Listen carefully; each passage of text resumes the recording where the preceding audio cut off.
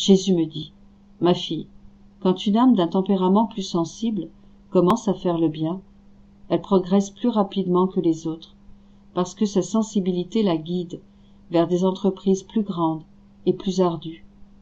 Je priais pour qu'il enlève de cette âme ces restes de sensibilité humaine et qu'il la serre davantage sur lui en lui disant qu'il l'aime, car il la conquerrait complètement aussitôt qu'elle comprendrait qu'il l'aime. Tu verras que tu réussiras, lui dis-je. Ne m'as-tu pas gagné de cette manière, en me disant que tu m'aimais beaucoup, beaucoup? Jésus me dit, oui, oui, je le ferai, mais je veux sa coopération, qu'elle s'échappe autant que possible des personnes qui excitent sa sensibilité. Je lui demandai, mon amour, quel est mon tempérament, dis-moi? Il répondit, l'âme qui vit dans ma volonté perd son tempérament et acquiert le mien. On trouve en elle un tempérament attrayant, plaisant, pénétrant, digne et d'une simplicité enfantine. En somme, elle me ressemble en tout. Elle domine son tempérament comme elle le veut et comme c'est nécessaire. Puisqu'elle vit dans ma volonté, elle possède mon pouvoir et ainsi elle dispose de tout et d'elle-même. Selon les circonstances et les personnes qu'elle rencontre, elle prend mon tempérament et elle en dispose. Je repris. Dis-moi, me donneras-tu une première place dans ta volonté? Jésus sourit. Oui, oui, je te le promets, je ne te laisserai jamais hors de ma volonté, et tu prendras et feras tout ce que tu voudras. J'ajoutais, Jésus, je veux être pauvre, pauvre, petite, petite. Je ne veux rien, pas même de tes propres choses. C'est mieux si tu les gardes toi-même. Je ne veux que toi, et si j'ai besoin de quelque chose, tu me le donneras, n'est-ce pas, ô Jésus? Il répondit, bravo, bravo, ma fille. Finalement, j'ai trouvé quelqu'un qui ne veut rien. Tous veulent quelque chose de moi, mais pas le tout, c'est-à-dire moi uniquement. Toi, en ne voulant rien, tu veux tout. Voilà la finesse et l'astuce du véritable amour. Je souris et il disparut. 26 février 1912. La créature est tissée d'amour et n'agit que par l'amour. Il peut y avoir des variétés d'amour, mais c'est toujours dans l'amour qu'elle se meut. Il peut y avoir l'amour divin, l'amour de soi, l'amour des créatures, l'amour du mal, mais toujours l'amour. La créature ne peut faire autrement, parce que sa vie est amour, créée par l'amour éternel. Ainsi, elle est attirée vers l'amour par une force irrésistible. Même dans le mal, dans le péché, il y a un amour qui pousse la créature à agir. Ah, ma fille, quelle n'est pas ma douleur de voir que par un mauvais usage, la créature profane l'amour dont je l'ai pourvu. Pour garder cet amour qui est sorti de moi et dont je l'ai comblé, je reste auprès d'elle comme un pauvre mendiant et, quand elle bouge, respire, travaille, parle ou marche, je m'en dis tout d'elle. Je la supplie de tout me donner, en lui disant « Ma fille, je ne te demande rien d'autre que ce que je t'ai donné. C'est pour ton propre bien. Ne me vole pas ce qui est tir avec moi. » 28 février 1912. Le signe qu'on n'aime que Jésus. Comment ceux qui aiment Jésus sont unis à lui. Et même si elle me donne certaines choses, ce ne sont que de misérables débris, et c'est ainsi que font la plupart des créatures. Ah, ma fille, ceux qui m'aiment sont unis à moi, comme les branches au tronc d'un arbre. Peut-il y avoir une séparation, un oubli ou une nourriture différente entre les branches et le tronc? Ils ont la même vie, les mêmes buts, les mêmes fruits. Mieux encore, le tronc est la vie des branches, et les branches sont la gloire du tronc. Ils sont pareils. C'est ainsi que les âmes qui m'aiment sont par rapport à moi. 3 mars 1912. L'âme qui vit dans la divine volonté acquiert le tempérament de Jésus et partage toutes ses qualités. Me trouvant dans mon état habituel, mon aimable Jésus vint et me dit « Ma fille, l'âme qui vit dans ma volonté perd son tempérament et acquiert le mien. Dans mon tempérament, il y a de nombreuses mélodies qui constituent le paradis des bienheureux. Ma douceur est musique, ma bonté est musique, ma sainteté est musique, ma beauté est musique, ma puissance, ma sagesse, mon immensité et tout le reste sont musique. participant à toutes les qualités de mon tempérament, l'âme reçoit ces mélodies et, par ses actions, même les plus petites, elle émet des mélodies pour moi. En entendant ces mélodies, je reconnais une musique provenant de ma volonté, c'est-à-dire de mon tempérament, et je m'empresse de l'écouter. Je l'aime tellement qu'elle me réjouit et me console pour tout le mal que me font les autres créatures. Ma fille, que se passera-t-il quand cette âme arrivera au ciel? Je la placerai devant moi, je jouerai ma musique et elle jouera la sienne. Nos mélodies se croiseront et chacune trouvera son écho en l'autre. Tous les bienheureux sauront que cette âme est le fruit de ma volonté, le prodige de ma volonté, et tout le ciel jouira d'un nouveau paradis. À ces âmes, je répète sans cesse, si le ciel n'avait pas été créé, je le créerais pour toi uniquement. En ces âmes, je place le ciel de ma volonté. Je fais d'elles mes vraies images, et je me balade dans le ciel tout rempli d'allégresse, et en jouant avec elles, je leur répète, si je ne m'étais pas placé dans le sacrement, pour toi seul je le ferais, afin que tu sois une vraie hostie. En fait, ces âmes sont mes vraies hosties, et, tout comme je ne peux vivre sans ma volonté, je ne peux vivre sans ces âmes. Elles ne sont pas simplement mes vraies hosties, mais mon calvaire et ma vie même. Ces âmes me sont plus chères que les tabernacles et les hosties consacrées elles-mêmes, parce que, dans l'hostie, ma vie cesse quand les espèces sont consumées, tandis que dans ces âmes, ma vie ne cesse jamais. Mieux, ces âmes sont mes hosties sur la terre, et elles seront mes hosties éternelles dans le ciel. Pour ces âmes, j'ajoute, si je ne m'étais pas incarné dans le sein de ma mère, je me serais incarné seulement pour toi, et pour toi seulement. J'aurais souffert ma passion, car je trouve en toi le vrai fruit de mon incarnation et de ma passion. Durant ma vie cachée, j'étais victime pour tout l'intérieur de l'homme, en réparant pour ses mauvais désirs, pensées, tendances et affections. Ce que l'homme fait extérieurement n'est autre que l'expression de son intérieur. Si autant de mal peut se voir à son extérieur, qu'en est-il de son intérieur? Réparer pour l'intérieur de l'homme me coûta très cher. Il m'a fallu le faire durant 30 ans. Mes pensées, mes battements de cœur, mes respirations et mes désirs étaient toujours attachés aux pensées, aux battements de cœur, aux respirations et aux désirs de l'homme, afin de faire réparation pour ces actes répréhensibles et de les sanctifier. Je le choisis comme victime associée à cet aspect de ma vie cachée, et je veux que tout son intérieur soit uni à moi et offert à moi, avec l'intention de satisfaire pour les fautes intérieures des autres créatures. Ma fille, dis-lui la grande grâce que je lui donne en l'acceptant comme victime, car devenir victime équivaut à recevoir un second baptême, et même plus, puisque je l'élève ainsi au niveau de ma propre vie. Comme la victime doit vivre avec moi et de moi, je dois la laver de toute souillure en lui donnant un nouveau baptême et en la renforçant dans la grâce. Donc, dorénavant, il devra considérer tout ce qu'il fait comme étant mien, plutôt que sien. Qu'il prie, parle ou travaille, il dira qu'il s'agit de mes propres choses.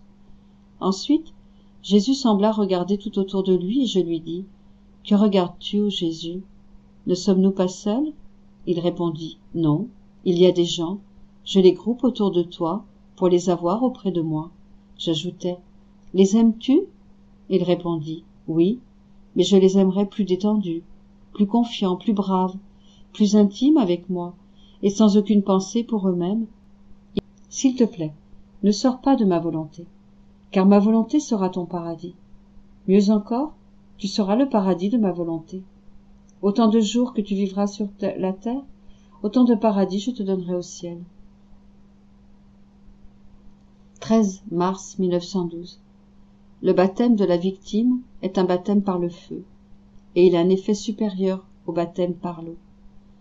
Jésus continua de me parler de l'état de victime en me disant, « Ma fille, le baptême à la naissance se donne par l'eau. Il a la vertu de purifier, mais pas d'enlever les tendances et les passions. Par contre, le baptême de la victime est un baptême par le feu. Il n'a pas seulement la vertu de purifier, mais aussi celle de consumer le mal et les passions mauvaises. Moi-même, je baptise l'âme peu à peu. Mes pensées baptisent ses pensées, mes battements de cœur ses battements de cœur, mes désirs ses désirs, et ainsi de suite. Ce baptême s'opère entre moi et l'âme, dans la mesure où elle se donne à moi sans reprendre ce qu'elle m'a donné. C'est pourquoi, ma fille, tu ne ressens pas de tendance mauvaise, ou autre chose du genre. Cela découle de ton état de victime. Je te dis cela pour te consoler. Dis au Père G d'être très attentif, car c'est la mission des missions, l'apostolat des apostolats. Je le veux toujours avec moi, et tout absorbé en moi. 15 mars 1912. La vie dans la divine volonté est la sainteté des saintetés.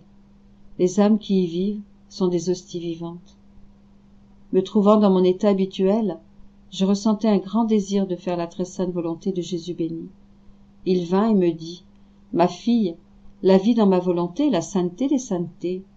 L'âme qui vit dans ma volonté, si petite, ignorante ou inconnue qu'elle soit, laisse les autres saints derrière elle, même avec leurs prodiges, conversions et miracles retentissants. Vraiment, ces âmes sont reines, comme si toutes les autres étaient à leur service. Il semble qu'elles ne font rien, mais en réalité elles font tout, car étant dans ma volonté, elles agissent divinement d'une manière cachée et surprenante. Elles sont une lumière qui illumine, un vent qui purifie, un feu qui brûle, un miracle qui fait faire des miracles. Ceux qui font des miracles sont des canaux, mais la puissance réside en ces âmes. Elles sont les pieds des missionnaires, la langue des prédicateurs, la force des faibles, la patience des malades, l'autorité des supérieurs, l'obéissance des sujets, la tolérance des calomniés, l'assurance dans les dangers, l'héroïsme des héros, le courage des martyrs, la sainteté des saints, et ainsi de suite. Étant dans ma volonté, elle concourt à tout le bien qui peut exister, dans le ciel et sur la terre. C'est pourquoi je peux dire qu'elles sont mes vraies hosties, des hosties vivantes, pas mortes. Les accidents qui forment les hosties sacramentelles ne sont pas remplis de vie et n'influencent pas ma vie, tandis que l'âme est pleine de vie et, faisant ma volonté, elle influence et concourt à tout ce que je fais. C'est pourquoi ces hosties consacrées par ma volonté me sont plus chères que les hosties sacramentelles, et si j'ai une raison d'exister dans l'hostie sacramentelle, c'est de former ces hosties de ma volonté. Tout ce que je fais, c'est pourquoi ces hosties consacrées par ma volonté me sont plus chères que les hosties sacramentelles, et si j'ai une raison d'exister dans l'hostie sacramentelle, c'est de former ces hosties de ma volonté. Ma fille, j'éprouve tant de délices dans ma volonté, que simplement à entendre quelqu'un parler d'elle, je surabonde de joie, et j'appelle tout le ciel à la fête. Imagine ce qu'il adviendra des âmes qui vivent dans ma volonté. En elles, je trouve tout mon bonheur, et je les comble de bonheur. Leur vie est celle des bienheureux. Elles ne recherchent que deux choses, ma volonté et mon amour. Elles ont peu de choses à faire, et cependant, elles font tout. Leur vertu étant absorbée par ma volonté et mon amour, ces âmes n'ont plus à se préoccuper d'elles, puisque ma volonté possède tout, d'une manière divine et infinie. Ainsi est la vie des bienheureux. 20 mars 1912. Tout revient à se donner à Jésus et à faire sa volonté en tout et toujours. 20 mars 1912. Tout revient à se donner à Jésus et à faire sa volonté en tout et toujours. Me trouvant dans mon état habituel, mon toujours aimable Jésus se fit voir tout triste et me dit, « Ma fille, ils ne veulent pas comprendre que tout consiste à se donner à moi et à faire ma volonté, en tout et toujours. » Quand j'ai obtenu cela, je stimule l'âme et lui dis, « Ma fille, prends cette joie, ce réconfort, ce soulagement, ce rafraîchissement. » Cependant, si l'âme prend ces choses avant de s'être donnée complètement à moi et de faire ma volonté en tout et toujours, il s'agit d'actes humains, tandis qu'après ce sont des actes divins. Comme il s'agit de mes choses, je ne suis plus jaloux et je me dis, si elle prend un plaisir légitime, c'est que je le veux. Si elle négocie avec des personnes, si elle converse légitimement, c'est que je le veux. Si je ne le voulais pas, elle serait prête à tout arrêter. Aussi je mets tout à sa disposition, puisque tout ce qu'elle fait, elle est fait de ma volonté, et non de la sienne. Dis-moi, ma fille, qu'est-ce qui t'a manqué depuis que tu t'es donnée à moi complètement? Je t'ai donné mes goûts, mes plaisirs, et tout de moi pour ton contentement. Cela dans l'ordre surnaturel, mais dans l'ordre naturel aussi, je ne t'ai laissé manquer de rien. Confesseur, communion, etc. Même plus, puisque tu ne voulais que moi. Tu ne voulais pas de confesseur si souvent, et comme je le voulais, tout en abondance pour celle qui voulait se priver de tout pour moi, je ne t'ai pas écoutée. Ma fille, quelle douleur je ressens dans mon cœur, en voyant que les âmes ne veulent pas comprendre cela, même celles que l'on considère comme les meilleures. 4 avril 1912. La divine volonté doit être le centre de tout. Ce matin, mon toujours aimable Jésus vint et me dit « Ma fille, ma volonté est le centre, alors que les vertus sont la circonférence. Imagine une roue au milieu de laquelle tous les rayons sont concentrés. Qu'arrivera-t-il si un des rayons voulait se détacher du centre? Premièrement, ce rayon ferait mauvaise impression. Et deuxièmement, il serait sans utilité, puisque détaché du centre. Il ne recevrait plus de vie et mourrait. De plus, dans son mouvement, la roue s'en départirait. Telle est ma volonté pour l'âme. Ma volonté est le centre. Toutes les choses qui ne sont pas faites dans ma volonté, et uniquement pour s'y conformer, même s'il s'agit de choses saintes, de vertus ou de bonnes œuvres, sont comme des rayons détachés du centre. Elles sont sans vie, elles ne peuvent pas me plaire, et je fais tout pour les écarter et les punir. 10 avril 1912. Les âmes confiantes sont celles où Jésus déverse le plus son amour, celles qui reçoivent le plus de grâce. Je me trouvais dans mon état habituel et aussitôt venu, Jésus me dit « Ma fille, les âmes qui brilleront le plus, comme des pierres précieuses dans la couronne de ma miséricorde, sont les âmes les plus confiantes, parce que plus elles sont confiantes, plus elles donnent de l'espace à ma miséricorde pour déverser en elles toutes les grâces qu'elle veut. Par contre, les âmes qui n'ont pas une vraie confiance boudent mes grâces, demeurent pauvres et mal équipées, pendant que mon amour reste replié, et souffrent grandement. Pour ne pas souffrir autant, et pour pouvoir déverser librement mon amour, je me préoccupe plus des âmes qui ont confiance que des autres. En ces âmes, je peux déverser mon amour, m'amuser et provoquer des contrastes amoureux, puisque je ne crains pas qu'elles se sentent offensées ou apeurées. Plutôt, elles deviennent plus braves et mettent tout à profit pour m'aimer davantage. En somme, les âmes confiantes sont celles où je déverse le plus mon amour, celles qui reçoivent le plus de grâce et qui sont les plus riches. 20 avril 1912. Les saveurs humaines sont insatisfaisantes et Jésus les rend amères pour pouvoir donner ces saveurs divines. Je poursuivais dans mon état habituel et aussitôt venu, Jésus me dit « Ma fille, la nature humaine tend vers le bonheur avec une force irrésistible, et cela avec raison, puisqu'elle a été créée pour être heureuse, d'un bonheur éternel et divin. Mais à leur grand détriment, certains s'attachent à une seule saveur, d'autres à 2, d'autres à 3 ou à 4, alors que le reste de leur nature demeure, ou vide et sans goût, ou aigri et ennuyé. En fait, les goûts humains, même ceux que l'on dit sains, sont mêlés de faiblesses humaines et incapables d'atteindre leur pleine capacité. Je t'aime, je t'aime, je t'aime. Tu ne pourrais compter ces je t'aime. Tu serais noyé dans l'amour.